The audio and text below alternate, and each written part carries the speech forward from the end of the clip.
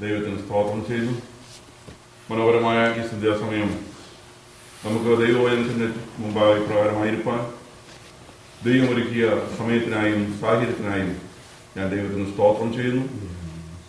സംഭവബഹുലമായ ഒരു വർഷത്തിൻ്റെ അവസാന ദിവസങ്ങളിലാണ് നാം ആയിരിക്കുന്നത്. ബൈബിൾ ക്ലാസ്സിനോടുള്ള ബന്ധത്തിൽ നമ്മളുടെ 2011 ലാസ്റ്റ് ബൈബിൾ ക്ലാസ്സാണ് നാം ഇപ്പോൾ ആയിരിക്കുന്നത്. സന്നിഹിതരായിരിക്കുന്ന എൻ്റെ പ്രിയ സഹോദരി സഹോദരന്മാർക്ക്, ഓൺലൈനിൽ ഇത് വചനം കേൾക്കുന്ന പ്രിയപ്പെട്ടവർക്കെല്ലാം കർത്താവായ യേശുക്രിസ്തുവിന്റെ നാമത്തിൽ ഞാൻ എൻ്റെ വന്ദനം പ്രാരംഭമായി അറിയിക്കും. കഴിഞ്ഞ 1-2 ആഴ്ചകളായിട്ട് നാം ദാനിയേൽ പ്രവചനത്തിന്റെ 9-ാം അധ്യായത്തിലെ ദൈവപുരുഷനായ ദൈവത്തിന്റെ പ്രിയനായ ദാനിയേലിന്റെ പ്രസിദ്ധമായ പ്രാർത്ഥന നാം ശ്രദ്ധിച്ചു വരികയാണ്. വളരെ ലളിതമായ ഒരു പ്രാർത്ഥനയാണ്. നമുക്കറിയാം, ചിലപ്പോൾ പ്രാർത്ഥന വളരെ കോംപ്ലിക്കേറ്റഡ് ആയിട്ട് ചില ആളുകൾ മാറ്റാറുണ്ട്. പ്രാർത്ഥിക്കുന്നത് എന്താണെന്നോ പ്രാർത്ഥിക്കുന്നവർക്കോ കേൾക്കുന്നവർക്കോ തിരിച്ചറിയാൻ പോലും വയ്യാത്ത നിലയിൽ ചിലപ്പോൾ പ്രാർത്ഥന പോകാറുണ്ട്. എന്നാൽ ഇവിടെ ഈ പ്രാർത്ഥന, ദൈവപുരുഷനായ ദാനിയേലിന്റെ പ്രാർത്ഥന നാം ശ്രദ്ധിച്ചാൽ മാത്ര പ്രസക്തമായ വിഷയങ്ങൾ മാത്രമാണോ ഈ പ്രാർത്ഥനയിൽ അടങ്ങിയിരിക്കുന്നത്? താൻ ആരെയും പഴിക്കുന്നില്ല. തൻ്റെ വിശുദ്ധിയും താൻ ദൈവസന്നിധിയിൽ കൂടുതൽ പ്രാധാന്യമുള്ളവനാണെന്നുള്ള നിലയിൽ തൻ്റെ പ്രാധാന്യം എടുത്തു കാണിച്ചുമല്ല താൻ പ്രാർത്ഥിക്കുന്നു. എന്റെ ജനം പാപം ചെയ്തു, ഞങ്ങൾ പാപം ചെയ്തു എന്ന് തന്നെ ദാനിയേൽ പറയുന്നു. വാസ്തവത്തിൽ ജനമാണ് ദൈവസന്നിധിയിൽ അകന്നുപോയതും ദൈവത്തിന്റെ കൽപ്പനയോട് ലംഘനം നടത്തിയതും ദൈവവചനം കേൾക്കുവാൻ താല്പര്യമില്ലാതായിപ്പോയതും ദൈവത്തിന്റെ പ്രവാചകന്മാർ മുഖേന ദൈവം അരുളി ചെയ്ത വചനങ്ങൾ കേൾക്കുവാൻ ചെവി കൊടുക്കാതിരുന്നതുമൊക്കെ ഈ ജനമാണ്. എന്നാൽ ജനത്തിന്റെ അകൃത്യം സ്വയം ഏറ്റെടുത്തുകൊണ്ട് ദൈവസന്നിധിയിൽ ഒരു പുരോഹിതന്റെ റോളിൽ ദാനിയേൽ നിൽക്കുകയാണ്. നമുക്കറിയാം, ഇസ്രായേലിന്റെ ശുശ്രൂഷയോടുള്ള ബന്ധത്തിൽ പുരോഹിതൻ ജനത്തിന്റെ പാപത്തിന്റെയും അകൃത്യത്തിന്റെയും പരിഹാരത്തിന് വേണ്ടി യാഗമൃഗത്തിന്റെ രക്തവുമായി ദൈവസന്നിധിയിലേക്ക് പോകുന്ന ചിത്രം സമാഗമന കൂടാരത്തിലെ യാഗങ്ങളോടുള്ള ബന്ധത്തിൽ ദൈവവചനം നമ്മെ പഠിപ്പിക്കുന്നു. അത് പുരോഹിതന്റെ ശുശ്രൂഷയാണ്. പുരോഹിതൻ ജനത്തിന്റെ പാപം ഏറ്റെടുത്തുകൊണ്ട് ദൈവസന്നിധിയിൽ ജനത്തിനു വേണ്ടി പ്രായശ്ചിത്തം വഹിച്ചുകൊണ്ട് ദൈവസന്നിധിയിൽ നിൽക്കുന്ന ചിത്രം നമുക്ക് കാണുവാൻ കഴിയും. ഞാൻ കഴിഞ്ഞ ക്ലാസ്സിൽ ഓർപ്പിച്ചതുപോലെ ദാനിയേൽ ഒരു പുരോഹിതനല്ല, ദാനിയേൽ ഒരു പ്രവാചകനാണ്. പ്രവാചകന്റെ ശുശ്രൂഷ എന്ന് പറയുന്നത് വളരെ വ്യക്തമാണ്. ദൈവം എന്തു പറയുന്നുവോ അത് ജനത്തോട് അറിയിച്ചാൽ മതി. ജനത്തിന്റെ പാപവും ജനത്തിന്റെ ഭാരവും ദൈവസന്നിധിയിൽ കൊണ്ടുവന്നുകൊണ്ട് അഭയയാചനയോ പക്ഷപാതം ചെയ്യേണ്ടതോ ശുശ്രൂഷ അല്ല പ്രവാചകന്റെ. ചെയ്ത കുഴപ്പമില്ല, പക്ഷെ അതല്ല പ്രവാചക ശുശ്രൂഷ എന്ന് പറയും. പ്രവാചകൻ എപ്പോഴും ദൈവത്തിനു വേണ്ടി മനുഷ്യരുടെ മുമ്പിൽ നിൽക്കുന്ന വ്യക്താവാണ്, ദൈവത്തിന്റെ വ്യക്താവായി നിൽക്കുകയാണ്. പുരോഹിതൻ മനുഷ്യന്റെ വ്യക്താവായി ദൈവസന്നിധിയിൽ നിൽക്കുന്നയാളാണ്. ഇതാണ് തമ്മിലുള്ളതായ വ്യത്യാസം എന്ന് പറയും. വളരെ സിമ്പിളായ പ്രാർത്ഥനയാണ് ഞാൻ പറഞ്ഞല്ലോ ഈ ഭാഗത്ത് നാം കാണുന്നത്. ന്യായീകരണങ്ങളൊന്നും ഈ ദാനിയേലിലൂടെ നിരത്തുന്നില്ല. ഞങ്ങൾ അങ്ങനെ ആയിപ്പോയത് ഇന്നതുകൊണ്ടാണ്, അല്ലെങ്കിൽ രാജാക്കന്മാരോട് ഞങ്ങളോട് ഇങ്ങനെ ചെയ്തതുകൊണ്ടാണ് ഞങ്ങൾ അങ്ങനെ ആയത്, അല്ലെങ്കിൽ ആ പ്രവാചകൻ ഇങ്ങനെ പറഞ്ഞതുകൊണ്ടാണ് ഞങ്ങൾ അത് വിശ്വസിക്കാതെ പോയത്. ഇങ്ങനെ ഒരു ന്യായീകരണവും ദാനിയേൽ ദൈവസന്നിധിയിൽ നടത്തുന്നില്ല. ഞങ്ങൾ തെറ്റിപ്പോയി, ഞങ്ങളുടെ ജനം നിന്റെ കൽപ്പന വിട്ട് മാറി. മോശയുടെ ന്യായപ്രമാണത്തിൽ എഴുതിയിരുന്നത് പോലെ തന്നെ നീ അനർത്ഥങ്ങൾ ഞങ്ങളുടെ മേൽ വരുത്തിയിരിക്കുന്നു. കഴിഞ്ഞ ആഴ്ചയിൽ ക്ലാസ്സിൽ ഞാൻ ഓർപ്പിച്ചതുപോലെ ദൈവം തന്റെ അനുഗ്രഹങ്ങൾ നൽകിയിരിക്കുന്നത് കണ്ടീഷണൽ ആണെന്ന് ദൈവം നമ്മെ പഠിപ്പിക്കുന്നു. ദൈവത്തിന്റെ അനുഗ്രഹങ്ങളെല്ലാം ദൈവം വ്യവസ്ഥ പ്രകാരമാണ് നൽകിയിരിക്കുന്നത്. ആ വ്യവസ്ഥയിൽ നിൽക്കുന്നവർക്കും ആ വ്യവസ്ഥ പാലിക്കുന്നവർക്കും മാത്രമാണ് ആ അനുഗ്രഹങ്ങൾ തുടർന്ന് ലഭിക്കുന്നതെന്ന് ദൈവത്തിന്റെ വചനം നമ്മെ പഠിപ്പിക്കും. അപ്പോൾ ആ പ്രമാണം വിട്ടുപോകുന്ന ഒരാളിനെ അനുഗ്രഹിക്കുന്ന പദ്ധതി ദൈവത്തിനില്ല. എന്നാൽ പ്രമാണം വിട്ടുപോയവനെ അവൻ മടങ്ങി വരുമ്പോൾ അനുഗ്രഹിക്കുന്ന പദ്ധതി ദൈവത്തിനുണ്ട്. പ്രമാണം വിട്ടുപോയവൻ മടക്കി വരുത്തുന്ന പദ്ധതിയും ദൈവത്തിനുണ്ട്.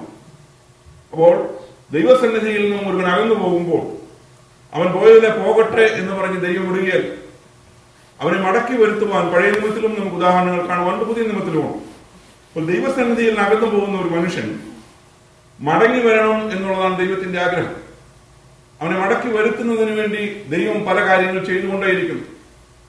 ദൈവം ആണ് തന്നോട് ഇടപെടുന്നു എന്നുള്ള തിരിച്ചറിവുണ്ടാകുന്ന മനുഷ്യൻ അനുതാപത്തോടും വേദനയോടും കൂടെ ദൈവസന്നിധിയിലേക്ക് മടങ്ങി വരുന്നു. അവൻ ദൈവസന്നിധിയിൽ വന്നു ചേർന്ന് ദൈവിക അനുഗ്രഹങ്ങൾ പ്രാപിക്കുന്നു. എന്നാൽ മറ്റൊരു കൂട്ടം ദൈവത്തിങ്കൽ അകന്നു പോകുമ്പോൾ അവരുടെ ജീവിതത്തിൽ ശോധനകളും വേദനകളും പ്രയാസങ്ങളും ഉണ്ടാകുമ്പോൾ വീണ്ടും വീണ്ടും കയ്പിലേക്ക്, ദൈവത്തോട് വിദ്വേഷത്തിലേക്ക്, ദൈവികമായ വിഷയങ്ങളുള്ള താല്പര്യമില്ലായ്മയിലേക്കൊക്കെ പോകുന്നതും നമുക്ക് കാണുവാൻ കഴിയും. അപ്പോൾ മനസ്സ് തിരിയുന്നില്ലെങ്കിൽ അവൻ തന്റെ വാളിനെ മൂർച്ച കൂട്ടുന്നു എന്ന് ദൈവത്തിന്റെ വചനം നമ്മെ പഠിപ്പിക്കുന്നു. അപ്പോൾ ദൈവത്തിന്റെ വാള് എന്ന് പറയുന്നത് അത് ഏത് സമയത്ത് വീഴുന്നു എന്നുള്ളത് നമുക്കറിഞ്ഞുകൂടാ. എന്നാൽ അത് വീഴുന്ന ഒരു സമയമുണ്ട്. കാരണം ദൈവം വിചാരിക്കുന്ന തലത്തിലേക്ക് ആ വ്യക്തി മടങ്ങി വരുന്നില്ലെങ്കിൽ ദൈവത്തിന്റെ വാളെന്ന് പറയുന്ന ഒരു വിഷയം ഉണ്ടെന്നുള്ളത് ദൈവവചനം നമ്മെ പഠിപ്പിക്കുന്ന ഭാഗമാണ്. കഴിഞ്ഞ ആഴ്ചയിൽ നാം ചിന്തിച്ച പ്രാർത്ഥന നമുക്ക് തുടരാം. നാം ഈ ദാനിയേൽ പ്രവചനം പഠിക്കുമ്പോൾ ഒരു പ്രധാനപ്പെട്ട വിഷയം ഈ 9-ാം അധ്യായത്തിലുണ്ട്. ഞാൻ പറഞ്ഞില്ല, സിമ്പിളായ പ്രയറാണ് നാം ഈ കാണുന്നത്. എന്നാൽ സിമ്പിളായ ഈ പ്രയറിന്റെ അവസാനത്തിൽ ദാനിയേലിനെ ദൈവം മനസ്സിലാക്കി കൊടുക്കുന്ന 70 ആഴ്ചകളുടെ ഒരു കണക്കുണ്ട്. 70 ആഴ്ചവട്ടം എന്ന് പറയുന്നു. 70 ഏഴുകൾ എന്നാണ് അതിനെ വിശേഷിപ്പിക്കാവുന്നത്. 70 ഏഴുകൾ എന്നുള്ളത് 70 ആഴ്ചവട്ടം എന്നുള്ള നിലയിലാണ് വേദശാസ്ത്രങ്ങൾ ഇതിനെ പഠിപ്പിക്കുന്നത്. കാരണം എബ്രായ ഭാഷയിലുള്ളതായ പ്രയോഗം മലയാള ഭാഷയിലേക്ക് വന്നപ്പോൾ അത് ആഴ്ചവട്ടം എന്നുള്ളതായ നിലയിൽ പ്രയോഗിക്കുന്നത് കൊണ്ടാണ് 70 ആഴ്ചവട്ടങ്ങൾ എന്നുള്ളതായ ഇത് പ്രയോഗം വന്നത്. വാസ്തവത്തിൽ 70 ഏഴുകൾ എന്നുള്ളതാണ് വിഷയം. ഈ 70 ഏഴുകൾ എന്നുള്ളത് വളരെ സങ്കീർണമായ ഒരു ഭാഗമാണ്. ഞാൻ അതിലേക്ക് എത്തണമെന്നാണ് വിചാരിക്കുന്നത്, അല്ലെങ്കിൽ അതിന്റെ മുഖവരയിലേക്കും ഇന്നത്തെ ക്ലാസ്സിൽ എത്തണമെന്ന് എനിക്ക് ആഗ്രഹമുണ്ട്. അതാണ് ഈ 9-ാം അധ്യായത്തിൽ അല്പം മനസ്സിലാക്കാൻ നാം ശ്രമിക്കേണ്ടതായ ഒരു ഭാഗം അതാണ്. എന്നാൽ ഈ 70 ആഴ്ചവട്ടത്തിന്റെ കണക്കെന്ന് പറയുന്നത് വാസ്തവത്തിൽ നമുക്കുള്ളതല്ല. നാം തെറ്റിദ്ധരിക്കരുത്. 70 ആഴ്ചവട്ടത്തിന്റെ കണക്കെന്ന് പറയുന്നത് വാസ്തവത്തിൽ ആർക്കുള്ളത്? ഇസ്രായേലിലെ യഹൂദനോടുള്ള ബന്ധത്തിലുള്ള കണക്കാണ്. നാം അതിനിടയിലുള്ള ഒരു ഗ്രൂപ്പാണ്. നമ്മെ ബാധിക്കുന്ന കാര്യമേ അല്ലത്. 70-ാമത്തെ ആഴ്ചവട്ടം എന്ന് പറയുന്നത് വരാനിരിക്കുന്ന ഒരു ആഴ്ചവട്ടം, ആ ഒരു ആഴ്ചവട്ടത്തിൽ നടക്കാൻ പോകുന്ന സംഭവങ്ങൾ, ഇതൊന്നും ദൈവസഭയോട് ബന്ധപ്പെട്ട കാര്യമല്ല. ദൈവസഭ ഇതിനെക്കുറിച്ച് വ്യാകുലപ്പെടേണ്ടതായ കാര്യമില്ല. എന്നാൽ വേദ പഠനത്തിൽ വളർന്ന് ചില ആളുകൾ സഭയും ഈ മഹോപദ്രവത്തിൽ കൂടെ ഒക്കെ പോകും എന്നൊക്കെ പഠിപ്പിക്കുന്നുണ്ട്. അത് ദൈവം അനുവദിച്ചാൽ നമുക്ക് വെളിപ്പാട് പുസ്തകത്തിന്റെ ഭാഗത്ത് വരുമ്പോൾ നമുക്ക് പഠിക്കാം സഭ ട്രിബുലേഷനിൽ കൂടി അല്ലെങ്കിൽ മഹോപദ്രവത്തിൽ കൂടെ സഭ പോകുമോ എന്നുള്ളത്. ഇതൊരു വളരെ തർക്കിക്കുന്ന ഒരു പ്രധാന ഒരു വിഷയമായിട്ടാണ് സഭയുടെ ഉൾപ്രാപണത്തോടുള്ള ബന്ധത്തിലെ ഈ വിഷയം നിൽക്കുന്നത്. ഇത് ഒരു പുതിയ ആശയമല്ലത്. പ്രത്യേകിച്ച് സുവിശേഷ വിവിധ സഭകളുടെ ഇടയിൽ തന്നെ ഇതിനെക്കുറിച്ച് 2 അഭിപ്രായങ്ങളുള്ളൂ. അതുകളോടെ സാന്ദർഭവശാൽ ഞാനത് പറയുന്നത് മാത്രമേ ഉള്ളൂ. സഭ മഹോപദ്രവത്തിൽ കൂടെ പോകും എന്ന് വിശ്വസിക്കുന്ന വേർപെട്ട സഭയിലെ തിയോളജിയൻസ് ഉണ്ട്. പെന്തക്കോസ്ത് വിഭാഗത്തിലും ബ്രദറൻ പ്രസ്ഥാനത്തിലും അമേരിക്കയിലെ സുവിശേഷ വിവിധ സഭകളിലും ഒക്കെ സഭ ട്രിബുലേഷനിലൂടെ പോകും എന്ന് ചിന്തിക്കുന്നവരുണ്ട്. എന്നാൽ സഭ പോകത്തില്ല. സഭ ട്രിബുലേഷന് മുമ്പ്, മഹോപദ്രവത്തിന് മുമ്പ് സഭ ഭൂമിയിൽ നിന്നും എടുക്കപ്പെടും എന്നുള്ള വിശ്വാസത്തിൽ ഉറച്ചു നിൽക്കുന്ന വിഭാഗമാണ്. അപ്പോൾ ഈ 2 ചിന്തകളുണ്ട്. 2 ചിന്തകളുണ്ടെന്ന് പറഞ്ഞ് ഞാൻ വെറുതെ പോകാൻ ഉദ്ദേശിക്കുന്നില്ല. എന്നെ സംബന്ധിച്ചിടത്തോളം സഭ മഹോപദ്രവത്തിലൂടെ പോകത്തില്ലെന്ന് തന്നെ വിശ്വസിക്കുന്ന ആളാണ്. ഞാൻ വെറുതെ പറയുകയല്ല, പഠിപ്പിക്കുന്ന സമയത്ത് ഞാൻ തെളിവുകൾ തന്നെ പറയാം. കോട്ടയത്ത് ഞാൻ ഈ രാജ്യത്തേക്ക് വരുന്നതിന് മുമ്പ് കോട്ടയത്ത് ഇതിനോട് ബന്ധം സിംബോസിയം നടന്നത് ഞാൻ ഓർക്കുന്നു. ഞാൻ ആ സിംബോസിയത്തിൽ ഉണ്ടായിരുന്നു. വലിയ പ്രഗത്ഭന്മാരായ വേദശാസ്ത്രികൾ, സുവിശേഷ വിവിധ സഭകളിലെ വേദശാസ്ത്രികൾ, അതായത് മറ്റു പട്ടത്വ സഭകളിലെ അച്ഛന്മാരൊന്നുമല്ല, നമ്മളുടെ ഈ പറയപ്പെടുന്ന പെന്തക്കോസ്ത് വേർപാട് സമൂഹങ്ങളിലെ തിയോളജിയൻസ് നിന്ന് സഭ മഹോപദ്രവത്തിലൂടെ പോകും എന്ന് വാദിച്ച് സമർത്ഥിക്കാൻ ശ്രമിക്കുന്ന ഭാഗം ഞാൻ കാണുകയുണ്ട്. ആ സെഷനിൽ ഞാൻ ഉണ്ടായിരുന്നു. ഇനി അത് നമുക്കിപ്പോൾ ഉള്ള വിഷയമല്ല, നമുക്ക് വരാനിരിക്കുന്ന വെളിപ്പാട് പുസ്തകത്തിലേക്ക് പ്രവേശിച്ച് കഴിഞ്ഞ് പഠിക്കാനുള്ള കാര്യമാണ്. അതുപോലെ തന്നെ ഞാൻ ആരംഭത്തിൽ പറഞ്ഞല്ലോ 2011 അവസാനത്തെ ക്ലാസ്സാണിത്. 2012 വളരെ സംഭവവികാസങ്ങളുള്ള വർഷമായിരിക്കുമെന്ന് പൊതുവെ നാം കേൾക്കുന്നു. 2012 വലിയ വലിയ സംഭവങ്ങൾ നടക്കാൻ പോകുന്ന വർഷമാണ്. അങ്ങനെയെങ്കിൽ നമുക്ക് പഠിത്തം കുറച്ച് എളുപ്പമാണ്. കാര്യം അതോടെ കാണാനും എന്തൊക്കെയാണ് നടക്കാൻ പോകുന്നതെന്ന് നമുക്ക് അറിഞ്ഞുകൂടാ. ഏതായാലും 2012 ലോകത്തിന്റെ ഗതിവിഗതികളോടുള്ള ബന്ധത്തിൽ വളരെ പ്രധാനപ്പെട്ട ഒരു വർഷമായിട്ട് പല ആളുകളും ഇതിനെക്കുറിച്ച് പറഞ്ഞു കഴിഞ്ഞിട്ടുണ്ട്. ഇനി നമുക്ക് നമ്മുടെ ഈ ദാനിയേലിന്റെ പ്രാർത്ഥനാ വിഷയത്തിലേക്ക് വരാം. ദാനിയേൽ പ്രവചനം 9-ാം അധ്യായത്തിന്റെ 10-ാം വാക്യം വരെയാണ് നാം കഴിഞ്ഞ ക്ലാസ്സിൽ ചിന്തിച്ചത്. 11-ാം വാക്യത്തിലേക്ക് നാം വരുമ്പോൾ ദാനിയേൽ പ്രവചനം 9-11 വാക്യം. വചനം കേട്ട സൃഷ്ടിക്കാതെ വിട്ടുമാറി ന്യായപ്രമാണം ലംഘിച്ചിരിക്കുന്നു. ഇങ്ങനെ ഞങ്ങൾ അവനോട് പാപം ചെയ്തിരിക്കുക. ദൈവത്തിന്റെ ദാസനായ മോശയുടെ ന്യായപ്രമാണത്തിൽ എഴുതിയിരിക്കുന്ന ശാപവും ആണയും ഞങ്ങളുടെ മേൽ എഴുതിയിരിക്കുന്നു. ഇസ്രായേൽ ദൈവം അവിടെ ദാനിയേൽ എടുത്തു പറയുന്ന വിഷയം, ഇസ്രായേലൊക്കെയും നിന്റെ വചനം കേട്ടനുസരിക്കാതെ വിട്ടുമാറി നിന്റെ ന്യായപ്രമാണം ലംഘിച്ചിരിക്കുന്നു. അപ്പോൾ ദൈവവചനത്തോട് ഇസ്രായേൽ കാണിച്ചതായ ലംഘനമാണ് ഇവിടുത്തെ വിഷയം. ദൈവത്തിന്റെ ന്യായപ്രമാണം ഇസ്രായേൽ കേട്ടില്ല. ദൈവത്തിന്റെ ന്യായപ്രമാണത്തിൽ നിൽക്കുവാൻ ഇസ്രായേൽ ശ്രദ്ധിച്ചില്ല. ആ ദൈവത്തിന്റെ ന്യായപ്രമാണം ഇസ്രായേൽ സമൂഹം അതിൽ നിന്ന് വിട്ടുമാറി ഇങ്ങനെ ന്യായപ്രമാണം ലംഘിച്ചിരിക്കുന്നു. എന്നാൽ നമ്മൾ അടുത്ത പ്രയോഗം നമ്മൾ നോക്കണം. ഇങ്ങനെ ഞങ്ങൾ അവനോട് പാപം ചെയ്തിരിക്കുകയാണ്. വിട്ടുമാറിയ വിഷയം എന്ന് പറയുന്നത് എന്തോ? ലംഘനം നടത്തിയിരിക്കുന്നത് പ്രമാണത്തോടാണ്. എഴുതപ്പെട്ട ദൈവം കൊടുത്ത പ്രമാണത്തോടാണ് ലംഘനം നടത്തിയത്. ദൈവം മോശ മുഖേന കൊടുത്തതായ ന്യായപ്രമാണമാണ് ലംഘിച്ചത്.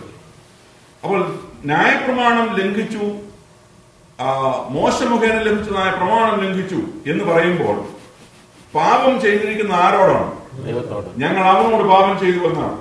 അപ്പോൾ പുതിയ നിയമ ദൈവമക്കളാണ് നമ്മെ സംബന്ധിച്ചിടത്തോളം ദൈവവചനത്തോട് നാം ലംഘനം നടത്തുമ്പോൾ, ദൈവവചനത്തോട് നാം നീതി പുലർത്താതിരിക്കുമ്പോൾ, ദൈവവചനം നാം വിട്ടുമാറുമ്പോൾ നാം വാസ്തവത്തിൽ പാപം ചെയ്യുന്നത് വചനം ലംഘിക്കുന്നു എന്ന് പറഞ്ഞ് എളുപ്പം പോകാനുള്ളതല്ല, നാം പാപം ചെയ്യുന്നത് ദൈവത്തോടാണ്.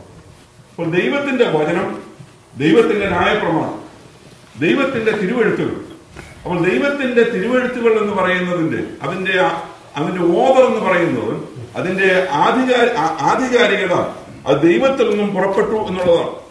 അപ്പോൾ ദൈവത്തിൽ നിന്നും പുറപ്പെട്ട ഒരു വാക്ക്, ദൈവത്തിൽ നിന്നും പുറപ്പെട്ട ഒരു വാചകം, ദൈവത്തിൽ നിന്നും പുറപ്പെട്ട ഒരു പ്രമാണം ഒരുവൻ ലംഘിക്കുമ്പോൾ അതിന്റെ ഉപജ്ഞാതാവായ അത് ആരിൽ നിന്ന് പുറപ്പെട്ടിരിക്കുന്നുവോ ആ ആളിനോട് കാണിക്കുന്ന അനാദരവും ആ ആളിനോട് കാണിക്കുന്ന പാപവുമായിട്ട് ദൈവത്തിന്റെ വചനം നമ്മെ പഠിപ്പിക്കും. അപ്പോൾ നമുക്കറിയാം, നമ്മൾ ലോകപ്രകാരം തന്നെ നമ്മുടെ വീട്ടിൽ കുഞ്ഞുങ്ങളെ വളർത്തുമ്പോൾ, അല്ലെങ്കിൽ നമ്മൾ കുഞ്ഞുങ്ങളായിരുന്നപ്പോൾ നമ്മളുടെ മാതാപിതാക്കൾ വീട്ടിൽ മക്കൾക്ക് വേണ്ടി വെച്ചിരിക്കുന്ന പ്രമാണങ്ങളൊക്കെ, വീട്ടിലെ റൂൾ എന്നുള്ളതിൽ നമ്മുടെ ഇവിടെ കണ്ടേക്കാം. അപ്പോൾ ഈ റൂൾസ് ലംഘിച്ചു കഴിയുമ്പോൾ അത് ചില ഇവിടുത്തെ വീടുകളിലൊക്കെ ചില ഫ്രിഡ്ജിലും കുഞ്ഞുങ്ങളുടെ റൂമിലൊക്കെ എഴുതി വെച്ചിട്ടുണ്ട് ചിലർക്ക് അവരുടെ പിള്ളേർ ഇത് ഫോളോ ചെയ്യാനുണ്ട്. ഞാൻ പറഞ്ഞതിന്റെ താല്പര്യം, ഇത് ലംഘിച്ചു എന്ന് പറയുമ്പോൾ ഒരു സെന്റൻസ് അല്ലെങ്കിൽ എഴുതിയിരിക്കുന്ന, അല്ലെങ്കിൽ വീടിന്റെ വോളിൽ ഒരു കടലാസിൽ എഴുതി ഇങ്ങനെ ഒട്ടിച്ചു വെച്ചിരിക്കുന്ന ഒരു സെന്റൻസ് ലംഘിച്ചു എന്നുള്ള നിലയിൽ ഉദാസീനതയോടെ കാണാനുള്ള കാര്യമല്ല. അത് ലംഘിച്ചു എന്ന് പറയുമ്പോൾ അതിന്റെ പുറകിൽ ഒരാളുണ്ട്. ആ ആളിനോടാണ് അനാദരവ് കാണിക്കുന്നത്, ആ ആളിനോടാണ് ലംഘനം നടത്തിയിരിക്കുന്നത്, ആ ആളിനോട് ബഹുമാനം കൊടുക്കാതിരിക്കുന്നതാണ്. അപ്പോൾ ഒരാൾ കൽപ്പിക്കുന്ന കാര്യം, ഒരാൾ പറയുന്ന കാര്യം കേൾക്കുവാൻ നമുക്ക് മനസ്സില്ല എന്ന് വരുമ്പോൾ, ഒരാൾ പറഞ്ഞ കാര്യം അനുസരിക്കാതെ നാം ഇരിക്കുമ്പോൾ വാസ്തവത്തിൽ അനാദരവാണ്, ബഹുമാനം കൊടുക്കാതിരിക്കുകയാണ്. അപ്പോൾ ദൈവമാണ് ഈ തിരുവെഴുത്തുകൾ നമുക്ക് നൽകിയിരിക്കുന്നത്. ദൈവം തന്റെ ദാസന്മാർ മുഖേന നൽകിയതായ തിരുവെഴുത്തുകൾ. ദൈവം തന്റെ ദാസനായ മോശയെ പർവ്വതത്തിന്റെ മുകളിലേക്ക് വിളിച്ചു. അവിടെ വെച്ച് ദൈവം തന്നെ തന്റെ കൈകൊണ്ട് എഴുതി കൊടുത്ത ദൈവത്തിന്റെ 10 കൽപ്പനകളുള്ളതായ പ്രമാണങ്ങൾ. അപ്പോൾ ഇത് വളരെ ഗൗരവമുള്ളതായ വിഷയമായതുകൊണ്ടാണ് ദൈവം തന്നെ എന്ത് ചെയ്തത്? ദൈവം തന്നെ എഴുതി കൊടുത്തു. അപ്പോൾ ദൈവം തന്നെ എഴുതി കൊടുത്തതായ പ്രമാണം, ദൈവത്തിന്റെ വാക്കുകൾ, ന്യായപ്രമാണം ലംഘിച്ച ഒരു സമൂഹം പാപം ചെയ്തത് ഈ പാപം ചെയ്ത ജനത്തിന് ഇതിനെക്കുറിച്ച് ചിന്തയില്ല. ഇസ്രായേലാണ് പാപം ചെയ്തത്. പക്ഷെ ആ ഇസ്രായേൽ പാപം ചെയ്തതിന്റെ ഇടയിൽ നിന്നുകൊണ്ട് ഒരു മനുഷ്യൻ ദൈവത്തോട് നിലവിളിച്ച് പറയുകയാണ്, എന്റെ സമൂഹം നിന്റെ പ്രമാണത്തെ വിട്ടുമാറി, എന്റെ സമൂഹം നിന്റെ ന്യായപ്രമാണം ലംഘിച്ചു, എന്റെ സമൂഹം ന്യായപ്രമാണം ലംഘിച്ചത് വഴി എന്ത് ചെയ്തു? നിന്നോട് പാപം ചെയ്തു. ഇത് ഏത് കാലഘട്ടത്തിൽ നമുക്ക് കാണുവാൻ കഴിയും? ജനം പാപത്തിൽ രസിക്കുമ്പോൾ, അല്ലെങ്കിൽ മ്ലേച്ഛതയിലേക്ക് ജനം പോകുമ്പോൾ, ദൈവികമായ വിഷയങ്ങളിൽ താല്പര്യമില്ലാതെ ജനം പോകുമ്പോൾ, അത് ഭൂരിപക്ഷം അങ്ങനെ പോകുമ്പോഴും അതിനിടയിൽ ദൈവം ചിലരെ എഴുന്നേൽപ്പിക്കും. അത് ദൈവത്തിന്റെ പദ്ധതിയാണ്. വിശുദ്ധിയുടെ കാര്യത്തിൽ, ദൈവിക പ്രമാണത്തിന്റെ കാര്യത്തിൽ ദൈവത്തിനു വേണ്ടി നിൽക്കുവാൻ ഏത് കാലഘട്ടത്തിലും ദൈവം ചില വ്യക്തികളെ കണ്ടിരിക്കും. ദൈവം ചിലരെ എഴുന്നേൽപ്പിക്കും. ചിലപ്പോൾ നമുക്ക് തോന്നും നാം ഏകനായിട്ടാണ് ദൈവിക വിഷയത്തിൽ നിൽക്കുന്നത്, വേറെ ആരുമില്ലല്ലോ, ഈ കൂട്ടത്തിൽ എല്ലാവരും പാപം ചെയ്തു പോയല്ലോ എന്നൊക്കെ നാം ചിന്തിക്കുമ്പോഴും, നാം ഏലിയാവിന്റെ ചരിത്രത്തിൽ ബാലിന് മുട്ടുമടക്കാത്ത 7000 പേരെ ശേഷിപ്പിച്ചിരിക്കുന്നു. ഏലിയാവിന് പുതിയ അറിവ്. ഏലിയാവ് അറിഞ്ഞില്ല. ഏലിയാവ് ദൈവത്തോട് പറഞ്ഞു, ഞാൻ ഒരുവൻ മാത്രം ശേഷിച്ചിരിക്കുന്നു. ഇപ്പോൾ അവരെന്നെയും കൂടെ നശിപ്പിക്കാൻ നോക്കുന്നു. വേറെ 7000 പേരുണ്ടെന്നുള്ളത് ഈ ഏലിയാവ് അറിഞ്ഞില്ല. ഇതാണ് ദൈവത്തിന്റെ പദ്ധതി. അപ്പോൾ നാം പലപ്പോഴും ചിന്തിക്കുന്നത് ഞാനേ ഉള്ളൂ, അല്ലെങ്കിൽ നമ്മളെ ഉള്ളൂ ദൈവത്തിന് വേണ്ടി ഇങ്ങനെ ശുഷ്കാന്തിയോടെ നിൽക്കുന്ന. അങ്ങനെയല്ല. ദൈവത്തിന് വേണ്ടി ശുഷ്കാന്തിയോടെ നിൽക്കുന്ന ആളുകൾ വിവിധ സ്ഥലങ്ങളിൽ ദൈവം ഇങ്ങനെ ഒരുക്കിക്കൊണ്ടിരിക്കുന്നു, അല്ലെങ്കിൽ ദൈവം അവരെ പുലർത്തിക്കൊണ്ടിരിക്കുന്നു എന്നുള്ളത് നാം ഓർക്കണം. ദൈവത്തിന് സ്തോത്രം. അപ്പോൾ ഇവിടെ ദാനിയേൽ അത് സമ്മതിച്ചു കൊടുക്കുകയാണ്. ഞങ്ങൾ ന്യായപ്രമാണം ലംഘനം നടത്തി എന്ന് പറയുമ്പോൾ, ന്യായപ്രമാണ ലംഘനം കൊണ്ട് അർത്ഥമാക്കുന്നത് ദൈവത്തോട് പാപം ചെയ്തു, ദൈവത്തോട് ലംഘനം ചെയ്തു, ദൈവത്തോട് അകൃത്യം ചെയ്തു എന്നുള്ളതാണെന്ന് ഭക്തനായ ദാനിയേൽ ഇവിടെ തന്റെ പ്രാർത്ഥനയിൽ സമ്മതിക്കുകയാണ്. അടുത്ത വാക്യമായി, അവൻ വലിയ അനർത്ഥം ഞങ്ങളുടെ മേൽ വരുത്തിയതിനാൽ ഞങ്ങൾക്ക് ന്യായപാലനം നടത്തിയതിന് ന്യായാധിപന്മാർക്കും വിരോധമായി താൻ അരുളി ചെയ്ത വചനങ്ങളെ നിവർത്തിച്ചു. എത്രയും സംഭവിച്ചതുപോലെ ആകാശത്തിന് കീഴെന്നും സംഭവിച്ചത്. അവൻ വലിയ അനർത്ഥം ഞങ്ങളുടെ മേൽ വരുത്തിയതിനാൽ ഞങ്ങൾക്ക് ന്യായപാലനം നടത്തി വന്ന ന്യായാധിപന്മാർക്കും വിരോധമായി താൻ അരുളി ചെയ്ത വചനങ്ങളെ നിവർത്തിച്ചിരിക്കുന്നു. അപ്പോൾ വലിയ അനർത്ഥം ഞങ്ങളുടെ മേൽ വന്നിരിക്കുന്നു. എന്തോ ഇതുപോലെ അനർത്ഥം എന്താ വരാനുള്ളൂ? സ്വന്തം ദേശം വിട്ടു, സ്വന്തം ഭവനം വിട്ടു. നമ്മളിതിന് ഓർമ്മ ഇപ്പോൾ നമ്മുടെ കേരളത്തിൽ അങ്ങനെ വരാറില്ല.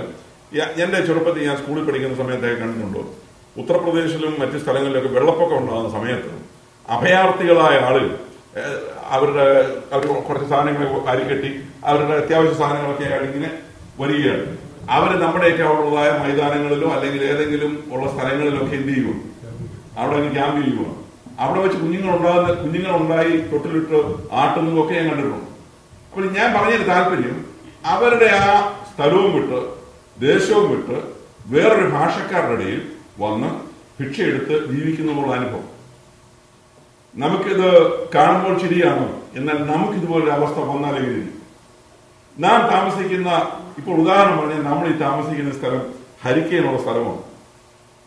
വലിയ ശക്തമായ കാറ്റൊന്നും വന്നാൽ നമ്മുടെ ആളുടെ ഇപ്പോഴത്തെ ഈ ഹരിക്കെയിൻ കോഡ് അനുസരിച്ചുള്ള വീട് നിൽക്കത്തില്ല. ഇല്ല, നമുക്കറിയാം. നാം താമസിക്കുന്ന വീടെല്ലാം കൂടെ നഷ്ടപ്പെട്ടാൽ നമ്മളെല്ലാം കൂടെ ഒരു അഭയാർത്ഥി ക്യാമ്പിൽ കഴിയുന്നത് പോലെ പോയി കഴിയേണ്ട ഒരു അവസ്ഥ വന്നാൽ ഗവൺമെന്റ് ഫുഡ് തരും, എല്ലാവരോടും ഇങ്ങനെ ഒരു സ്ഥലത്ത് പാർക്കുന്നു, എന്തോ ഒരു സമയത്ത് കുളിക്കാൻ ഒക്കുന്നില്ല, എന്തോ ഒരു അവസ്ഥയായി ഇത്. നാം ഇങ്ങനെ ഓർക്കും, നല്ല വീട് നമുക്ക് ഉണ്ടായിരുന്നു, ഇങ്ങനെയൊക്കെ നമ്മൾ ഓർത്തോണ്ട് ഇങ്ങനെ ഇരിക്കുന്ന ഒരു ഗതിയാണ്. വാസ്തവത്തിൽ ഇസ്രായേലിന്റെ ഗതി ഇതാണ്. അവർക്ക് സ്വന്തമായ പിതാക്കന്മാരുടെ കാലം മുതലുണ്ടായിരുന്ന അവകാശ സ്ഥലം, ഈ സ്ഥലം നഷ്ടമായി. അവരുടെ വാസസ്ഥലങ്ങൾ ശൂന്യമായി കിടക്കുന്നു. മതില് ഇടിഞ്ഞ് തകർന്നു കിടക്കുന്നു. ആ ദേശത്തെ കൃഷി കാര്യങ്ങൾ ഒന്നും നടക്കാതെ ദേശം ശൂന്യമായി കിടക്കുന്നു. ഇതിനേക്കാൾ എല്ലാം ഉപരിയായി ഇവർക്ക് ഭക്തി അത്ര വലിയ കാര്യമൊന്നും അല്ലെന്ന് പറഞ്ഞാലും മുടങ്ങാതെ ആരാധന നടന്നുകൊണ്ടിരുന്ന ദൈവത്തിന്റെ ആലയം, ആ ആലയത്തിലെ പ്രധാനപ്പെട്ട വസ്തുവകളെല്ലാം കൊള്ളയടിച്ചുകൊണ്ടുപോയി അതും തകർന്ന അവസ്ഥയിൽ കിടക്കുന്നു.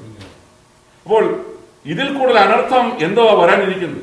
അപ്പോൾ വലിയ അനർത്ഥം, ദാനിയേൽ പറയുന്നത് വലിയ അനർത്ഥം ഞങ്ങളുടെ മേൽ വന്നു. ഈ അനർത്ഥം വരാൻ കാരണം ഞങ്ങളുടെ ജനവും ഞങ്ങളുടെ ന്യായാധിപന്മാരുമാണ്. അപ്പോൾ ന്യായം നടത്തുന്ന അല്ലെങ്കിൽ ഭരണം നടത്തുന്ന ആളുകളും ന്യായാധിപന്മാരും ജനങ്ങളും രണ്ടും ഒരുപോലെയാണ്. അപ്പോൾ ജനത്തിന് ന്യായപാലനം ചെയ്യുന്ന ആളുകൾക്ക് ദൈവത്തെക്കുറിച്ചുള്ള ബോധമില്ലെങ്കിൽ, ജനത്തിന് ന്യായപാലനം ചെയ്യുന്ന ആളുകൾക്ക് ദൈവം ഒരു വലിയ വിഷയമല്ലെങ്കിൽ ജനത്തിനും വലിയ വിഷയമായ കാര്യം. അപ്പോൾ ജനവും ന്യായാധിപന്മാരും പാപം ചെയ്തിരിക്കുന്നു. ഇതിന്റെ റിസൾട്ട് എന്ന് പറയുന്നത് വലിയ അനർത്ഥം ഞങ്ങളുടെ മേൽ വന്നു വീണിരിക്കുന്നു എന്ന് ദാനിയേൽ ഓർക്കുകയാണ്. ഇനിയും അടുത്തതായിട്ട് പിന്നെ അതിന്റെ അവസാന ഭാഗം, യെരൂശലേമിൽ സംഭവിച്ചതുപോലെ ആകാശത്തിന് കീഴിൽ എങ്ങും സംഭവിച്ചിട്ടില്ലല്ലോ. താൻ ഓർക്കുകയാണ്, യെരൂശലേമിൽ സംഭവിച്ചതുപോലെ. യെരൂശലേമിൽ സംഭവിച്ചതാണ് ഞാൻ മുമ്പ് പറഞ്ഞത്.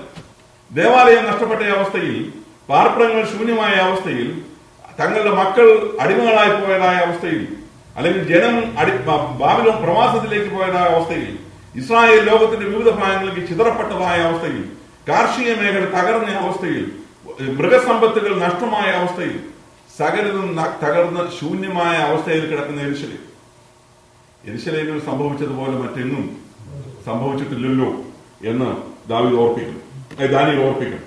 13-ാം വാക്യം, മോശയുടെ ന്യായപ്രമാണത്തിൽ എഴുതിയിരിക്കുന്നത് പോലെ ഞങ്ങൾക്ക് ഈ അനർത്ഥമൊക്കെയും വന്നിരിക്കും. എന്നിട്ടും ഞങ്ങൾ നിങ്ങളുടെ അകത്യങ്ങളെ വിട്ടുതിരിഞ്ഞ് നിന്റെ സത്യത്താൽ ബുദ്ധിപിടിക്കേണ്ടതിന് ഞങ്ങളുടെ ദൈവമായ യഹോവയുടെ കൃപയ്ക്കായി യാചിക്കുന്നു. ഞാൻ ഇതിനു മുമ്പ് പറയേണ്ട ഒരു കാര്യം ഇപ്പോഴാണ് ഓർക്കുന്നത്. ഈ ദാനിയേൽ പ്രവചനം 9-ാം അധ്യായത്തിലാണ് ദാനിയേൽ ആദ്യമായിട്ട് ദൈവത്തെ യഹോവ എന്ന് വിളിക്കുന്നത്. ഇതിന് മുൻപുള്ള അധ്യായങ്ങളിലെങ്കിലും യഹോവ എന്നുള്ളതായ പ്രയോഗം നമ്മൾ കാണത്തില്ല. ഇവിടെ ഈ വായിച്ച കേട്ടപ്പോൾ ഞാൻ പെട്ടെന്ന് ഓർക്കും. ഈ 9-ാം അധ്യായത്തിൽ പല പ്രാവശ്യം യഹോവ യഹോവ എന്നുള്ളതായ വാക്ക് ദാനിയേൽ ഉപയോഗിക്കുന്നുണ്ട്. അതാണ് പ്രാർത്ഥനയിൽ കാര്യം. ഏത് നാമമാണ് ഏറ്റവും വിശിഷ്ടമായ നാമം എന്നുള്ളത് ദാനിയേലിന് അറിയാം. അപ്പോൾ ദൈവത്തിന് പല പേരുകളുണ്ടെന്ന് നമുക്കറിയാം. അപ്പോൾ അതിൽ യഹോവ എന്നുള്ളതായ പേര്, ആ പേര് ഉപയോഗിച്ചുകൊണ്ട് തന്നെയാണ് ദാനിയേൽ പ്രാർത്ഥിക്കുന്നത്. യഹോവ എന്നുള്ളതായ പേര്, യാഹുവേ എന്നുള്ളതായ പേര്, ഇത് വളരെ വളരെ ബഹുമാനത്തോടുകൂടി യഹൂദൻ ഉച്ചരിക്കുന്ന പേരാണ്. വളരെ ബഹുമാനത്തോടുകൂടി എന്ന് പറഞ്ഞാൽ ഇതെല്ലാം യഹൂദന്റെ പരീക്ഷ സ്വഭാവത്തിന്റെ കൂടെ ഭാഗമാണ്. യാഹ് എന്നുള്ള പേര് യഹൂദൻ അവന്റെ സാധാരണ പേരാവൻ എഴുതുക. ഇനിയും ഒരു പ്രാവശ്യം അങ്ങനെ എഴുതേണ്ടി വന്നാൽ പോലും അതിനു മുമ്പ് എഴുതാൻ ഉപയോഗിച്ച മഷി ആ പേനായിൽ നിന്നും നീക്കം ചെയ്യും. ആ പേന ശരിക്ക് കഴുകും. ആ കഴുകിയതിനു ശേഷം വീണ്ടും മഷി നിറച്ച് അതുകൊണ്ട് യാഹ് എഴുതും. എന്ന് പറഞ്ഞാൽ യാഹ് എന്നുള്ള പേര് അത്ര വിശുദ്ധമായ പേരാണ്. അത്ര ഭയത്തോടുകൂടിയാണ്. വാസ്തവത്തിൽ ഈ ഭയം ഈ പുറമേ ഉള്ളൂ എന്നുള്ളതാണ് സത്യം. അതേ ഉള്ളൂ. ജനത്തിന്റെ മുമ്പിൽ കാണിക്കാൻ വേണ്ടി യാഹ് എന്നുള്ള വാക്ക് വെറുതെ ഒന്നും ഉപയോഗിക്കത്തില്ല. അത് വളരെ സൂക്ഷിച്ച് വളരെ ബഹുമാനത്തോടുകൂടി ഉപയോഗിക്കുന്നത് പറയുന്നത് മനുഷ്യരുടെ നമ്മുടെ സുവിശേഷത്തിൽ കാണുന്നത് പോലെ അവർ മനുഷ്യരുടെ മുമ്പിൽ വിളങ്ങാൻ ഉപയോഗിക്കുന്നു എന്ന് പറഞ്ഞിരിക്കുന്നത് പോലുള്ളതാണ്. തെരുക്കോണുകളിൽ നിന്ന് പ്രാർത്ഥിക്കുന്നു. അതെന്തിനു വേണ്ടിയാണ് കർത്താവ് പറഞ്ഞത്? മനുഷ്യരുടെ മുമ്പിൽ വിളങ്ങാൻ. വീട്ടിൽ അറയിൽ കയറി വാതിലടച്ച് പ്രാർത്ഥിക്കണമെന്ന് കർത്താവ് പ്രമാണം പറഞ്ഞപ്പോൾ തെരുക്കോണിൽ നിന്നുകൊണ്ട് 10 പേര് കാണുകയും നിന്നുകൊണ്ട് അദ്ദേഹം കരങ്ങൾ ഉയർത്തി പ്രാർത്ഥിക്കുകയാണ്. അപ്പോൾ വഴിയെ പോകുന്നവർ എല്ലാവരും കാണണം, ഇന്നടത്തെ അച്ചായൻ ഒരു വലിയ പ്രാർത്ഥനാ മനുഷ്യനാണ്. അപ്പോൾ നാട്ടുകാർ പറയണം ഈ അച്ചായൻ ആരാണ്? പ്രാർത്ഥനാ മനുഷ്യനാണ്. അച്ചായൻ വീട്ടിൽ എങ്ങനെയാണെന്നുള്ളത് വേറൊരു വിഷയം, അച്ചായൻ സഭയിൽ എങ്ങനെയാണെന്നുള്ളത് വേറൊരു വിഷയം, മറ്റൊരു ഇടപാടുകളിലേക്ക് അച്ചായൻ വേറെ ആയിരിക്കും. പക്ഷെങ്കിൽ പ്രാർത്ഥനാ മനുഷ്യനാണെന്ന് ജനം പറയണമെന്നുള്ള ആഗ്രഹം ഉള്ളിൽ വെച്ചുകൊണ്ട് ജനത്തെ കൊണ്ട് അത് പറയിപ്പിക്കാൻ വേണ്ടി കാണിക്കുന്ന പ്രകടനം എന്നുള്ള നിലയിലാണ് ഈ പ്രാർത്ഥന കർത്താവ് പറയുന്നത്. ഭിക്ഷ കൊടുക്കുമ്പോഴും ഇത് പെരുമ്പറ കുട്ടിയിട്ട് ഇത് കൊടുക്കുകയാണ്, ഇങ്ങനെ ചെയ്യാൻ പോകുന്നു എന്നുള്ളത്. ഇതൊക്കെ നമ്മുടെ ആത്മീയങ്ങളിൽ നമ്മൾ ഒത്തിരി കാണുന്ന കാര്യങ്ങളാണ്. എനിവേ, എന്നാൽ ഇതൊന്നും ദാനിയേൽ ഇങ്ങനെയുള്ള കാര്യങ്ങളൊന്നും ഉപയോഗിക്കുന്നില്ല. ദാനിയേൽ പാപം, അകൃത്യം, ലംഘനം ഇതെല്ലാം ഉള്ള അവസ്ഥയിൽ അതിന്റെ ഗൗരവത്തിൽ തന്നെ ദൈവസന്നിധി ഏറ്റു പറയുകയാണ്. അപ്പോൾ യഹോവ എന്ന് പറയുന്ന പദം അത് ഉപയോഗിക്കുവാൻ അന്ന് യഹൂദന് വാസ്തവത്തിൽ അർഹതയില്ലാത്ത കാലവും. കാരണം ഹോശേയ പ്രവചനത്തിലേക്ക് നാം വരുമ്പോൾ ഹോശേയ പ്രവചനത്തിന്റെ ആരംഭത്തിൽ നിങ്ങൾ നോക്കിയാൽ കാണാം, ഒന്ന് രണ്ടാഴ്ച മുമ്പ് പാസ്റ്റർ പ്രസംഗത്തിന്റെ മധ്യത്തിൽ പറഞ്ഞിട്ടുണ്ട്. ഹോശയായിക്കൊണ്ടായതുപോലുള്ള ഒരു അവസ്ഥ വാസ്തവത്തിൽ പ്രവാചകന്മാരിൽ വേറെ ആർക്കും ഉണ്ടായിട്ടില്ല. ഹോശയായിക്കൊണ്ടായ അനുഭവം അതാണ്. ഹോശയോട് പറഞ്ഞു, നീ പോയിട്ട് പരസംഗം ചെയ്ത ഒരു സ്ത്രീയെ നീ ആരായിട്ട് എടുക്കണം? ഭാര്യയായിട്ട് എടുക്കണം. അപ്പോൾ അങ്ങനെ ഭാര്യയായിട്ട് ഒരു പരസംഗം ചെയ്ത മോശമായി നടന്ന ഒരു സ്ത്രീയെ ഭാര്യയായി എടുക്കാൻ ദൈവം പറഞ്ഞതിന് പ്രകാരം എടുക്കേണ്ടി പോകും. എന്നിട്ട് ആ സ്ത്രീയിൽ ഒരു മകൻ ജനിച്ച ആ സ്ത്രീയില് മകൻ ജനിച്ചു. ആ സമയത്ത് പിന്നെ ലോ അമ്മി എന്നുള്ള പേരുണ്ട്. ലോ അമ്മി എന്നുള്ള പേരിന്റെ അർത്ഥം എന്റെ ജനമല്ല. അർത്ഥം എന്റെ ജനമല്ല. ആരോടാ? ഇസ്രായേലിനോട്. അപ്പോൾ എന്റെ ജനമല്ല എന്ന് പറഞ്ഞാൽ ഇസ്രായേൽ ആരല്ല? എന്റെ ജനമല്ല എന്നുള്ളതാണ്. അപ്പോൾ ഇസ്രായേലിന്റെ ജനമല്ല എന്നുള്ളതാണ്. വേറൊരു മകൾ ജനിച്ചു. ആ മകൾക്ക് എന്ത് പേരിട്ടു? ലോ രൂഹമ എന്ന് പേരിട്ടു. ലോ രൂഹമ എന്ന പേരിന്റെ അർത്ഥം കരുണ ലഭിക്കാത്തവൾ. അപ്പോൾ കരുണ ലഭിക്കാത്തവൾ എന്റെ ജനമല്ല. അപ്പോൾ ഇത് സ്ഥാപിക്കാൻ വേണ്ടിയാണ് ഇസ്രായേലിനെ ഇത് പഠിപ്പിക്കാൻ പാവം പ്രവാചകനായ ഹോശയ മോശമായി നടന്ന സ്ത്രീയെ ഭാര്യയായി എടുക്കേണ്ടി വന്നു. ഇതൊക്കെ പഴയ നിയമത്തിൽ നമ്മൾ പ്രവാചകന്മാരുടെ ചരിത്രം പഠിക്കുമ്പോൾ ദൈവം കൺവേ ചെയ്യാൻ ആഗ്രഹിക്കുന്ന ഒരു മെസ്സേജിനോടുള്ള ബന്ധത്തിൽ വളരെ വളരെ വേദന അനുഭവിക്കുന്ന പ്രവാചകന്മാരാണ്. യഹസ്കേലിന്റെ പുസ്തകം നിങ്ങൾ ആരംഭം വായിച്ചു നോക്കണം.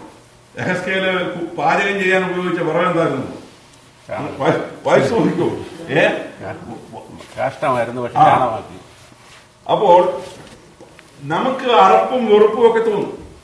അതുപോലുള്ള അനുഭവങ്ങളിലൂടെ പ്രവാചകന്മാരെ ദൈവം നടത്തും. അതായത് പ്രവാചകനായ യഹസ്കേലിന് ആഹാരം പാകം ചെയ്യാൻ മാനുഷ്യ മലം ഉപയോഗിച്ച് അത് വിറകായിട്ട് ഉപയോഗിച്ചോളാം. അത് വിറകായി കത്തിക്കാൻ. അപ്പൊ അതിന് തടസ്സം ചോദിച്ചു. ഉടനെ പറഞ്ഞു ചാണകം എന്ത് ചെയ്തു? പകരം ഉപയോഗിച്ചു. ഞാൻ പറഞ്ഞതിന് താല്പര്യം അതുപോലെ തന്നെ യഹസ്കേല് ഒരു വശം ചെരിഞ്ഞു കിടന്നു. ഒരേ വശത്ത് ഒരേ കിടപ്പാണ്. അതിനുശേഷം വീണ്ടും വേറൊരു സൈഡ് ചെരിഞ്ഞു കിടന്നു. മറ്റൊരു പ്രവാചകൻ എന്റെ ചരിത്രത്തിലുണ്ട്. തന്റെ തലമുടിയുടെ പകുതി ഷേവ് ചെയ്തിട്ട് അതിങ്ങനെ കാറ്റിൽ പറപ്പിച്ചു കൊടുക്കും. ഇതുപോലുള്ള ഒരുപാട് അനുഭവങ്ങളുടെ പ്രവാചകന്മാരെ ദൈവം നടത്തി. പ്രതീകാത്മകമായി ദൈവം ജനത്തോട് ഇടപെടുകയാണ്. ജനം ശ്രദ്ധിക്കാൻ വേണ്ടിയാണ്. ഇത് കാണിച്ചാലെങ്കിലും ജനം ശ്രദ്ധിക്കുമല്ലോ. അപ്പോൾ ഈ ഹോശയായ ദൈവം ഇങ്ങനെ ആക്കിയത് ഇസ്രായേലിനോട് സംസാരിക്കാൻ വേണ്ടിയാണ്. അപ്പോൾ ആളുകൾ പറയണം, ഹോശയ ഇതുപോലൊരു കാര്യം ചെയ്തു, മോശമായ ഒരു സ്ത്രീയെ ഭാര്യയായി എടുത്തു എന്ന് പറഞ്ഞാൽ ഇസ്രായേലിനും ദൈവവും തമ്മിലുള്ള ബന്ധം ഈ നിലയിൽ എത്തിയിരിക്കുന്നു എന്ന് ദൈവം കാണിക്കാൻ ഹോശയായ ദൈവം മുമ്പിൽ നിർത്തുകയാണ്. നമ്മൾ പറയും. അപ്പോൾ ഞാൻ പറഞ്ഞു വന്നതിന് താല്പര്യം, യഹോവ എന്ന് വിളിക്കുവാൻ ഇസ്രായേലിന് യാതൊരു യോഗ്യതയും ഇല്ലാതെയാണ് ബാബിലോണിൽ കഴിയുന്നത്. കാര്യം ദൈവം പറഞ്ഞു, ഇവരാരല്ല, എന്റെ ജനമല്ല. അപ്പോൾ എന്റെ ജനമല്ലെന്ന് ദൈവം പറഞ്ഞു കഴിഞ്ഞപ്പോൾ യഹോവ എന്ന് വിളിച്ചുകൊണ്ട് ദൈവസന്നിധിയോട് അടുത്ത് ചെല്ലുവാൻ ഇവർക്ക് യാതൊരു അർഹതയും യോഗ്യതയും ഇല്ലാത്ത അവസ്ഥയിലാണ്.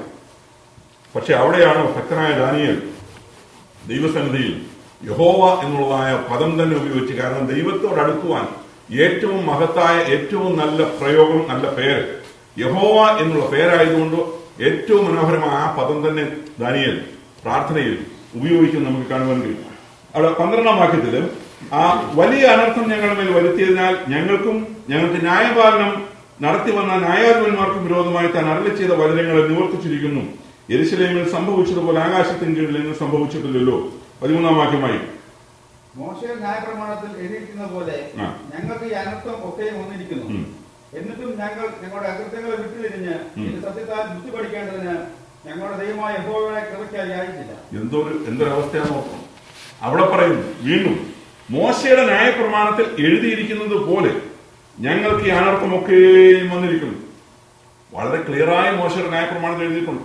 അത് ഞാൻ കഴിഞ്ഞ ആഴ്ചയിലെ ക്ലാസ്സിൽ പറഞ്ഞതാണ്. നമ്മള് ഗൃഹപ്രവേശനത്തിനും മറ്റുമൊക്കെ വായിച്ച് കേൾപ്പിക്കും, അനുഗ്രഹം മാത്രം.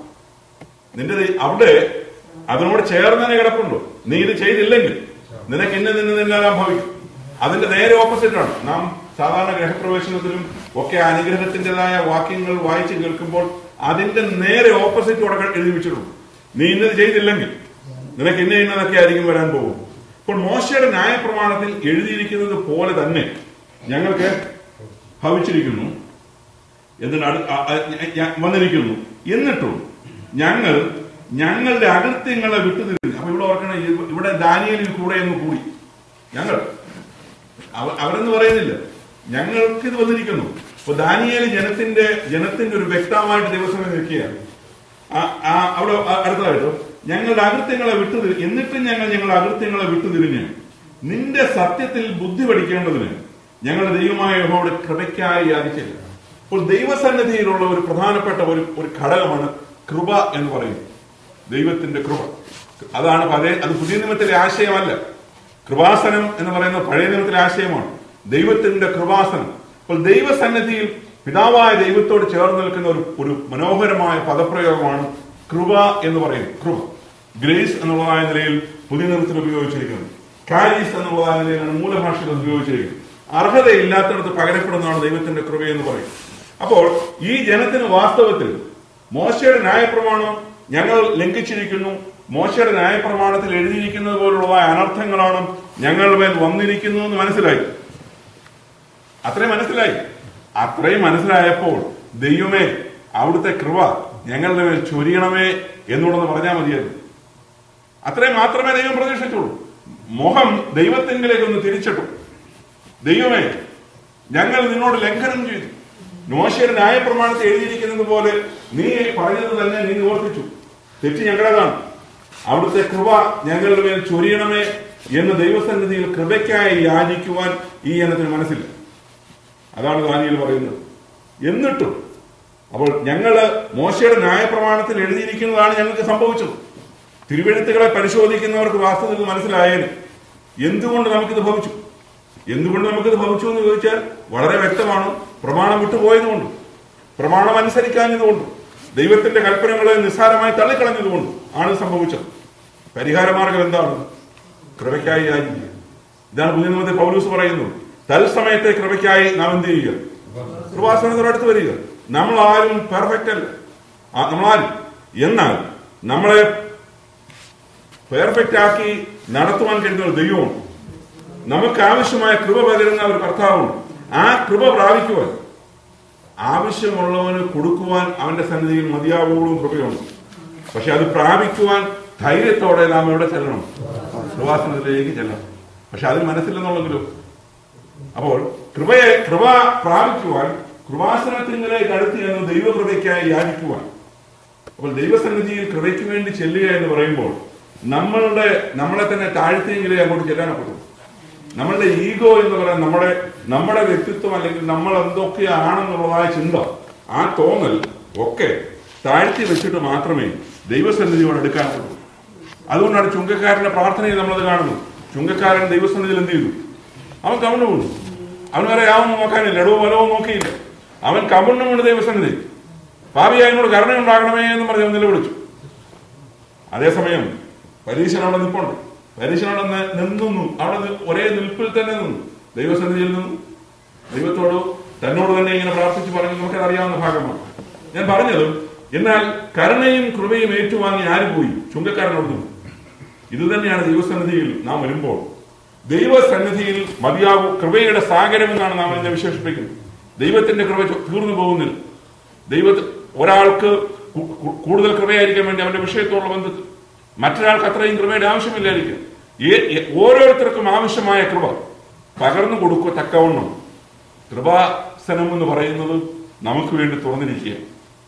വാസ്തവത്തിൽ പുതിയ നിയമത്തിൽ നാം അത് കാണുമ്പോൾ എത്ര മനോഹരമായ ഒരു ചിത്രമാണ് നിങ്ങൾ.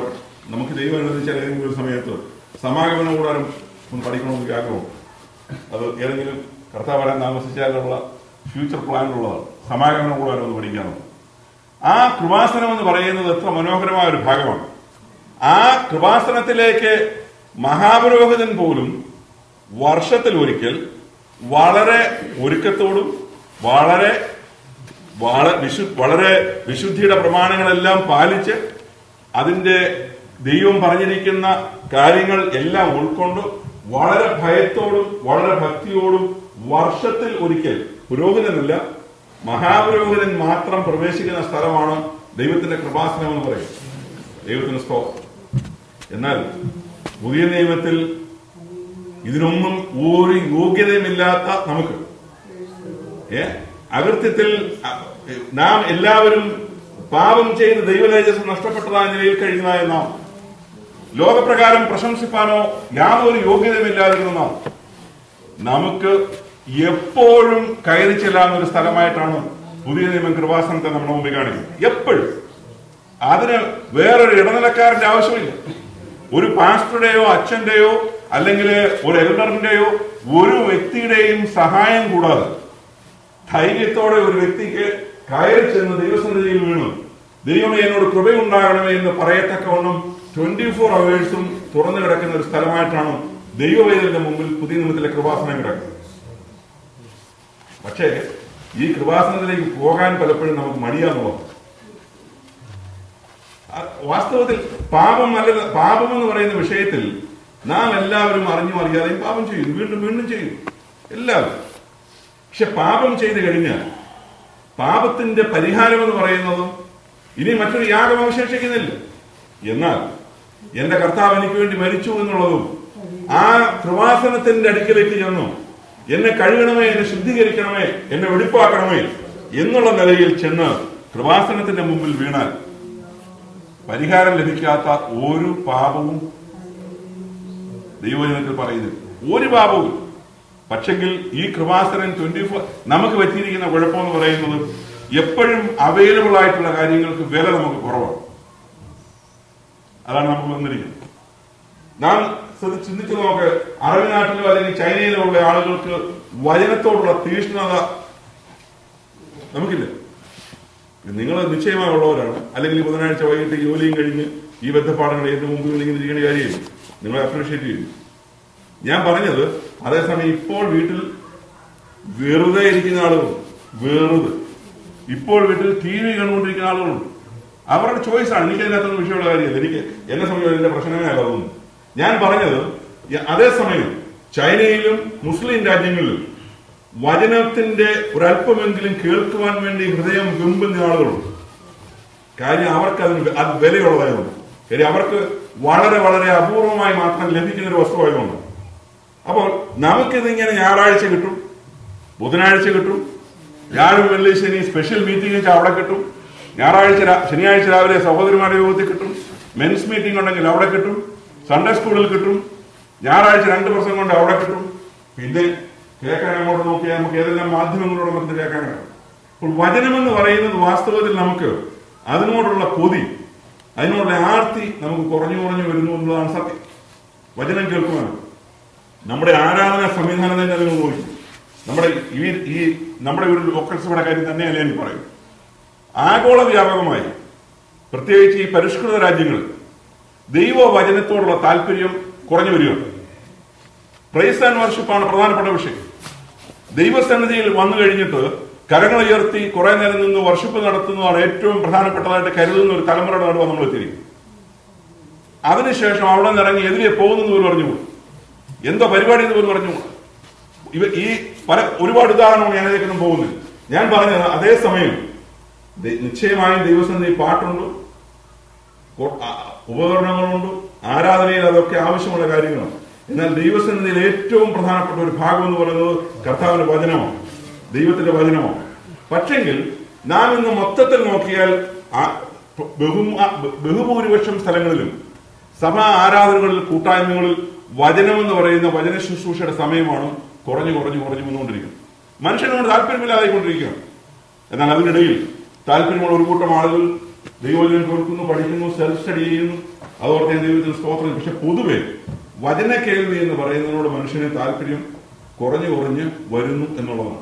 അപ്പൊ ഞാൻ പറയുന്നത് നമ്മുടെ കൃപയുടെ വിഷയം, കൃപാസനത്തിലേക്ക് അടുക്കുന്ന ഒരു ചിത്രം നമുക്ക് ഇവിടെ കാണുവാൻ കഴിയും. അപ്പോൾ കൃപയ്ക്ക് അടുത്ത് ഈ ലംഘനം, ഞങ്ങളുടെ പാപം, ഇതെല്ലാം ഉണ്ടായിട്ടും ഈ ജനം തെറ്റാണ് ചെയ്യുന്നത്, തെറ്റിലാണ് ജീവിക്കുന്നത്, ഇതെല്ലാം അറിയും. പക്ഷെ തെറ്റിന് പരിഹാരം എന്താണെന്ന് അംഗീകരിക്കുവാൻ അല്ലെങ്കിൽ ആ പരിഹാരം ദൈവം വെച്ചിരിക്കുന്ന പരിഹാര മാർഗത്തിലേക്ക് പോകുവാൻ മനസ്സില്ല എന്നുള്ളതാണ് ഈ ഭാഗത്ത് നാം കാണുന്നത്. അടുത്ത വാക്യം.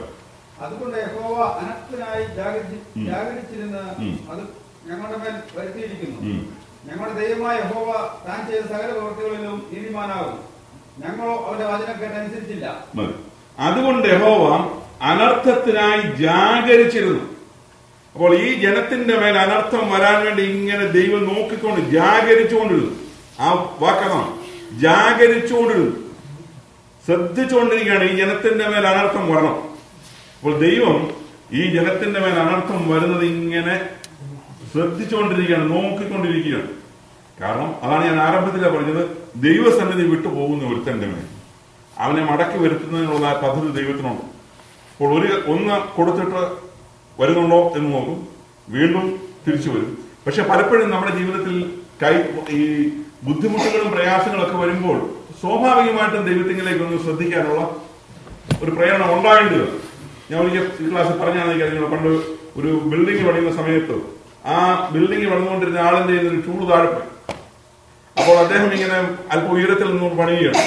വീണ്ടും താഴെ ഇറങ്ങി വന്നത് എടുക്കുന്നതിനുള്ള ബുദ്ധിമുട്ട് കൊണ്ട് അദ്ദേഹം ഇങ്ങനെ ഇരുന്ന്, അപ്പോൾ ഈ വലിയ ആളുകൾ പോകുന്നുണ്ട്, ആരെങ്കിലും ഇങ്ങോട്ട് നോക്കിയിരുന്നെങ്കിൽ അതൊന്ന് ആ ടൂൾ എടുത്ത് ഇങ്ങോട്ട് മേളിലേക്ക് ഇടുന്ന കാര്യം ഒന്ന് പറഞ്ഞു കൊടുക്കാമായിരുന്നു എന്ന് കരുതിയിരിക്കുകയാണ്. ആരും ഒന്നും ചെയ്തില്ല. അപ്പോൾ അത് അവസാന അദ്ദേഹത്തിന് ഒരു ബുദ്ധി തോന്നി. തന്റെ കയ്യിൽ ഇരുന്ന ഒരു കോയിൽ ഒരു മനുഷ്യൻ വന്നപ്പോൾ ആ ആളിന് കോയിൽ വെച്ച് ഒരു എറിവ് വെച്ചു. അപ്പോൾ ആ കോയിൽ വന്ന് അദ്ദേഹത്തെ കൊണ്ടേ ഉടനെ അദ്ദേഹം ആ കോയിൽ എവിടുന്ന് വന്നു എന്ന് നോക്കിയൊന്നുമില്ല. വന്ന ഉടനെ ആ കോയിനെടുത്ത് പോക്കറ്റിൽ ഇട്ടുകൊണ്ട് അദ്ദേഹം എന്ന് പറഞ്ഞു. കാര്യം വഴിമധ്യത്തിൽ കോയിൽ കിട്ടിയപ്പോൾ അതിന്റെ ഉറവിടം ഇടുന്ന നോക്കേണ്ട കാര്യം പോക്കറ്റിലിട്ടുണ്ട് അദ്ദേഹമാണ്. അപ്പോൾ ഈ മനുഷ്യന്, ഈ പണിയാരന് മനസ്സിലായി ഇത് ഫലിക്കത്തില്ല. അപ്പൊ അടുത്ത അദ്ദേഹം നോക്കി ഇഷ്ടികയുടെ ഒരു കോർണറോ ബ്രേക്ക് ചെയ്തിട്ട് അവിടെ ഒരു ചെറിയ പീസ് എടുത്ത് പിന്നാലെ വന്ന മനുഷ്യനിട്ട് ആ ചെറിയ കല്ലുകൊണ്ട് അദ്ദേഹം ഒരു ചെറുതായിട്ടൊന്ന് വരും. അത് ആളിന്റെ ദേഹത്ത് തന്നെ കൊണ്ടു. അത് വന്ന് കൊണ്ടപ്പോൾ ഇവൻ മുകളിലേക്ക് നോക്കി, ആരാടാ കല്ലെടുത്തെറിയുന്നത് എന്നുള്ളത്. കാരണം അതിനു മുമ്പ് പോയവനെ കോയിൻ വന്ന് തൊട്ടപ്പോൾ സന്തോഷം വരും. നമ്മുടെ ഈ യാത്രയിൽ ഇത് തന്നെയാണ് സംഭവിക്കുന്നത്. നാം ഇങ്ങനെ പോകുന്നു, നമ്മുടെ യാത്രയിൽ ഡോളർ വന്ന് വീഴുന്നു, ധനം വന്ന് കൂടുന്നു, സമൃദ്ധി ലഭിക്കുന്നു, ഇതിങ്ങനെ പോവുകയാണ്.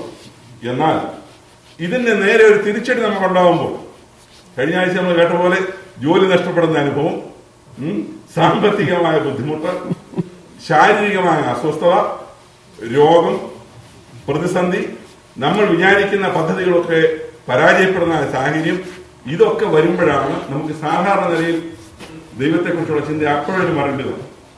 പക്ഷെ ഇവിടെ അങ്ങനെ ഉണ്ടായിട്ടും വന്നില്ലെന്നുള്ളതാണ് ഇവിടുത്തെ വിഷയം. ഒരു സാധാരണ അല്പമെങ്കിലും ദൈവഭയമുള്ള ഒരു വ്യക്തിയെ സംബന്ധിച്ചിടത്തോളം ഇങ്ങനെയുള്ളതായ ചെറിയ ബാലശിക്ഷകളൊക്കെ വരുമ്പോൾ ദൈവസന്നിധിയിലേക്ക് ഒന്ന് മുഖം ഉയർത്തുന്ന ഒരു രീതിയുണ്ട്. ഞാൻ ഈ പറഞ്ഞതായ പട്ടികയിൽ. എന്നാൽ ഇസ്രായേലിന് ഇവിടുത്തെ പാപത്തോടുള്ള ബന്ധത്തിൽ ദാനിയേൽ പറയുന്നത്, ഈ കൽപ്പനാലംഘനം നടത്തി ന്യായപ്രമാണം ലംഘിച്ച് മോശയുടെ പ്രമാണത്തിനോട് ഞങ്ങൾ ലംഘനം നടത്തി അതിന്റെ റിസൾട്ടാണ് ഇതെന്നൊക്കെയുള്ള തിരിച്ചറിവ് കൊണ്ട് ഇത്രയും കഠിനമായ അവസ്ഥയിൽ ദേശം വിട്ട് അന്യദേശത്തെ പ്രവാസികളായി കഴിയുന്നു, സന്തോഷിപ്പാൻ ഒരു വകയില്ല. എന്നിട്ട് പോലും ദൈവസന്നിധിയോ ദൈവമോ വിഷയം. ആ അവസ്ഥയിലാണ് ഈ ജനം ഇപ്പോൾ ആയിരിക്കുന്നത്. അടുത്ത ഭാഗം.